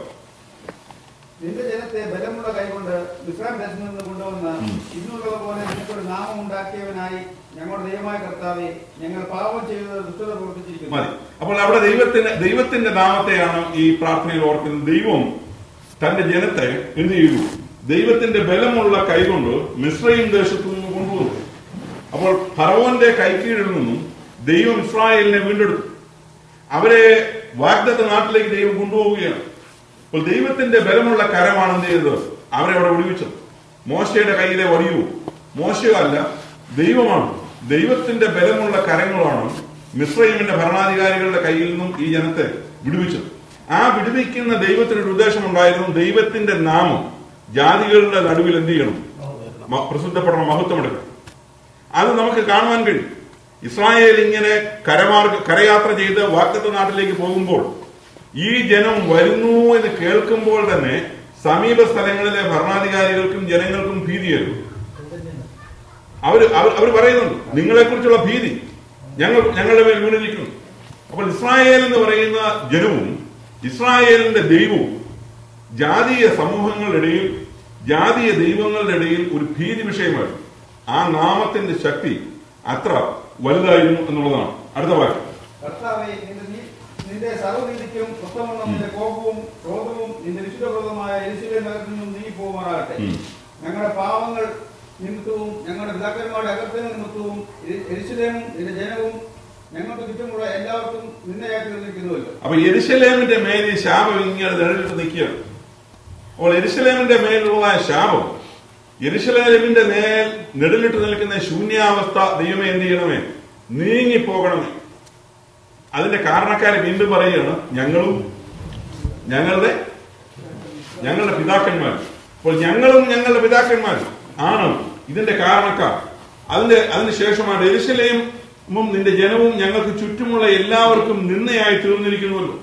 അപ്പോൾ ഈ യെരൂശലേമിന്റെ മേൽ വന്നിരിക്കുന്ന ഈ അനർത്ഥം ഞങ്ങൾക്കും ഞങ്ങളുടെ ചുറ്റുപാടുമുള്ള എല്ലാവർക്കും നിന്നാ വിഷയമായിട്ടിരിക്കണം, പ്രശംസാ വിഷയമായിരിക്കേണ്ടതാണ് യെരൂശലേം. ലോകജാതികളുടെ മുമ്പിൽ, ലോക രാഷ്ട്രങ്ങളുടെ മുമ്പിൽ പ്രശംസാ വിഷയമായി ദൈവത്തിന്റെ നഗരമാണ് സിയോൻ. അപ്പോൾ ദൈവനഗരമായ യെരൂശലേം, ദൈവത്തിന്റെ ആലയം സ്ഥിതി ചെയ്യുന്ന യെരൂശലേം മനോഹരമായ പട്ടണമാണ്. അവിടെ ദൈവം പാർക്കുന്നു എന്നുള്ളതാണ്. ആ മനോഹരമായ പട്ടണത്തിന്റെ ശൂന്യാവസ്ഥ അതിന്ന് ലോകജാതികൾ എന്ത് ചെയ്യുകയാണ്? ദുഷിച്ചു പറയുകയാണ്. ലോകജാതികൾ ദുഷിക്കുകയാണ്. ഇവർക്കൊരു ദൈവം ഉണ്ടെന്ന് പറഞ്ഞിട്ട് എന്ത് ചെയ്യാ ദൈവം എന്നുള്ളതായ നിലയിൽ ഇവരുടെ ദൈവം എവിടെ, ഇവർക്ക് എന്താണ് പറ്റിയത് എന്ന് ചോദിച്ച് ദുഷിക്കുന്ന ഒരു അനുഭവത്തിലൂടെ യെരൂശലേം ആയി കിടക്കുന്നു. ദൈവമേ അത് ഓർക്കണമേ എന്നുള്ള നിലയിലാണ്. അടുത്ത വാരം ഞങ്ങളുടെ ദൈവമേ, അടിയന്റെ പ്രാർത്ഥനയും യാചനകളും കേട്ട് ശൂന്യമായിരിക്കുന്ന നിന്റെ വിശുദ്ധ മന്ദിരത്തിന്മേൽ കർത്താവിൻ നിമിത്തം തിരുമുഖം പ്രകാശിക്കുമാറാകണം. ആകയാൽ ഞങ്ങളുടെ ദൈവമേ, അടിയന്റെ പ്രാർത്ഥനയും. അപ്പോൾ ഞങ്ങളുടെ ദൈവമേ, മൊത്തം ഇസ്രായേൽ ഈ ബാബിലോണിലുള്ള യഹൂദ സമൂഹത്തെ മൊത്തം ഉൾക്കൊണ്ടുകൊണ്ട് പറയുകയാണ് ഞങ്ങളുടെ ദൈവമേ. പക്ഷെ പ്രാർത്ഥിക്കുന്ന ആരേ ഉള്ളൂ? അടിയനേ ഉള്ളൂ. ആകയാൽ ഞങ്ങളുടെ ദൈവമേ, അടിയന്റെ പ്രാർത്ഥന. ഞാനേ ഉള്ളൂ പ്രാർത്ഥിക്കുന്നത്. പക്ഷെ ഞാൻ പ്രാർത്ഥിക്കുന്ന ആർക്ക് വേണ്ടിയാണ്? എന്റെ സമൂഹത്തിന് വേണ്ടി കൂടിയാണ്. എന്റെ കൂടെയുള്ള ഇവിടെയുള്ളതായ ജനത്തിന് വേണ്ടി കൂടിയാണ് ഞാൻ പ്രാർത്ഥിക്കുന്നത്. അപ്പോൾ ഞങ്ങളുടെ സമൂഹത്തിന് വേണ്ടിയും ഞങ്ങളുടെ ദൈവമേ, അടിയന്റെ പ്രാർത്ഥനയും യാചനകളും കേട്ടത് ശൂന്യമായിരിക്കുന്ന നിന്റെ വിശുദ്ധ മന്ദിരത്തിന്മേൽ കർത്താവിൻ നിമിത്തം തിരുമുഖം പ്രകാശിപ്പിക്കുമാറാകണമേ. അപ്പോൾ നിന്റെ ആലയം ശൂന്യമായി കിടക്കും. ഇവിടാണ് നമ്മൾ ദൈവസന്നിധിയിൽ പലപ്പോഴും നമുക്ക് കേൾക്കാൻ കഴിയും, പലരും ദൈവദാസന്മാർ പറയുന്നത് കേൾക്കാനും കഴിയും. വാഗ്ദത്തങ്ങളിന്മേൽ പിടിച്ചുകൊണ്ട് പ്രാർത്ഥിക്കാൻ പറയും. അത് തെറ്റായ ആശയമല്ല. ദൈവം വാഗ്ദത്തങ്ങൾ നൽകിയിട്ടുണ്ട്. അപ്പോൾ ദൈവത്തിന്റെ വാഗ്ദത്തങ്ങൾ എത്രയുണ്ടെങ്കിലും അതെന്താണ്? ഉവ്വെന്നാണ്. അപ്പോൾ നമ്മുടെ ഒരു ആവശ്യങ്ങളുടെ മുമ്പിൽ നാം പ്രാർത്ഥിക്കുമ്പോൾ ദൈവം നൽകിയിരിക്കുന്ന വാഗ്ദത്തങ്ങളുടെ കൂട്ടത്തിൽ അതുണ്ടെങ്കിൽ, നിന്റെ വചനത്തിൽ അങ്ങനെ ഉണ്ടല്ലോ, അല്ലെങ്കിൽ നിന്റെ ദാസനായ ഇന്നയാളിനോട് നീ ഇങ്ങനെ അരുളി ചെയ്തിട്ടുണ്ടല്ലോ എന്ന് പറഞ്ഞ് പ്രാർത്ഥിക്കുന്നത് തെറ്റായ രീതിയല്ല. അതിനെ കുറ്റപ്പെടുത്തി പറയുന്ന ആളുകളുണ്ട്. എനിക്കത് തെറ്റായിട്ട് തോന്നിയിട്ടില്ല. കാര്യം ദൈവവചനത്തിൽ എഴുതിയിരിക്കുന്നത് നമുക്ക് വേണ്ടിയാണ്. അത് ഒരു വ്യക്തിയുടെ ജീവിതത്തിൽ അത് ഫലപ്രദമായെങ്കിൽ ഈ നൂറ്റാണ്ടിൽ ജീവിക്കുന്ന നമുക്കും അത് ഫലപ്രദമാണ്. അപ്പോൾ ദൈവവചനത്തിലെ വാഗ്ദത്തങ്ങൾ ഏറ്റെടുത്തുകൊണ്ട് അത് എത്ര ഉണ്ടെങ്കിലും അത് ഉവ്വ എന്നാണ്. അപ്പോൾ ദൈവവചനത്തിന്റെ വാഗ്ദത്തങ്ങൾ, പ്രമാണങ്ങൾ ഏറ്റെടുത്തുകൊണ്ട് പ്രാർത്ഥിപ്പാനായിട്ട് നമുക്ക് കഴിയണം എന്നുള്ളതാണ്. അപ്പൊ യെരൂശലേം ശൂന്യമായി കിടക്കുകയാണ്. ദൈവത്തെ ഒന്ന് ഓർപ്പിക്കുകയാണ്. ദൈവത്തിന് അറിയാത്ത കാര്യമല്ല. പക്ഷെ എന്നാലും ദൈവമേ, യെരൂശലേം ശൂന്യമായി കിടക്കുന്നു എന്ന് പറയുമ്പോൾ അതിന്റെ ക്ഷീണം ആർക്കൂടുണ്ട്? ദൈവത്തിനും കൂടെ. അപ്പോൾ ദൈവത്തിന്റെ മനോഹരമായ സ്ഥലമാണത്. ദൈവത്തിന്റെ ആലയമാണത്. ദൈവത്തിന് ആകെ ഭൂമിയിൽ ഒരു ആലയമുള്ളതാണ്. അപ്പോൾ ദൈവത്തിന്റെ ആലയം ആകെയുള്ളത്, ദൈവത്തിന്റെ സാന്നിധ്യം വസിക്കേണ്ടതായ സ്ഥലം, ആ ദൈവത്തിന്റെ ജനം ആരാധിക്കേണ്ടതായ സ്ഥലം, ദൈവത്തിന് വേണ്ടി യാഗങ്ങൾ അർപ്പിക്കുന്നതായ സ്ഥലം, ദൈവത്തിന്റെ നഗരം ശൂന്യമായി കിടക്കുന്നു. അത് നീ ഓർക്കണമേ എന്നുള്ളതാണ്. അടുത്ത വാക്യം. എന്റെ ദൈവമേ, ചെവി ചായച്ച് കേൾക്കണമേ. മണ്ണ് തുറന്ന് ഞങ്ങളുടെ നാശങ്ങളെയും നിന്റെ നാമം വിളിച്ചിരിക്കുന്ന നഗരത്തെയും കടാക്ഷിക്കണമേ. ഞങ്ങൾ ഞങ്ങളുടെ നീതിപ്രവൃത്തികളല്ല നിന്റെ മഹാകരുണകളെ ആശ്രയിച്ചുകൊണ്ട് ഞങ്ങളുടെ യാചനകളെ തിരുസന്നിധിയിൽ ബോധിപ്പിക്കുന്നു. മതി. അവിടെ മനോഹരമായ ഒരു വേറൊരു വാക്യമാണ്. ഞങ്ങളുടെ നീതിപ്രവർത്തികളിൽ എന്ത് ചെയ്യുന്നില്ല? ആശ്രയിക്കുന്നില്ല. ഞങ്ങളുടെ നീതിപ്രവർത്തികളിൽ ആശ്രയിക്കുന്നില്ല. പിന്നെ നിന്റെ മഹാകരുണയിൽ ഞങ്ങൾ ആശ്രയിക്കും. നിന്റെ മഹാകരുണയിൽ. മഹാകരുണ. അപ്പോൾ ദൈവം മഹാകരുണയും ദീർഘക്ഷമയുമുള്ളവനാണെന്ന് ആർക്കറിയാം? ദാനിയേലിനറിയാം. ദൈവം മഹാദയുള്ളവനാണ്, ദീർഘക്ഷമയുള്ളവനാണ്, മഹാകരുണയുള്ളവനാണ്. അപ്പോൾ ഇവിടെ ഞങ്ങളുടെ ദൈവമേ, ചെവി ചായ്ച്ച് കേൾക്കണമേ. ഇത് നമ്മൾ സങ്കീർത്തനത്തിൽ കാണുന്ന പദപ്രയോഗങ്ങളാണ്. യഹോവയെ ചെവി ചായ്ച്ച് കേൾക്കണം.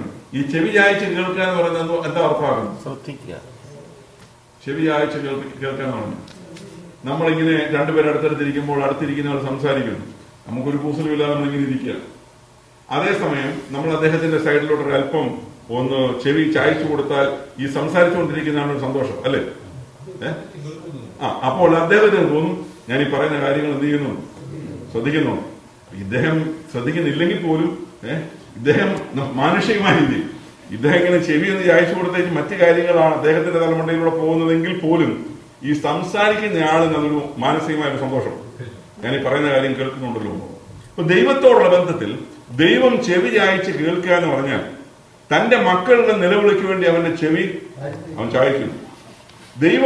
ദൈവമക്കൾ ഭൂമിയിൽ നിലവിളിക്കുമ്പോൾ അവന്റെ നിലവിളി കേൾക്കത്തക്കവണ്ണം ദൈവത്തിന്റെ കാതുകൾ തുറന്നിരിക്കുന്നു.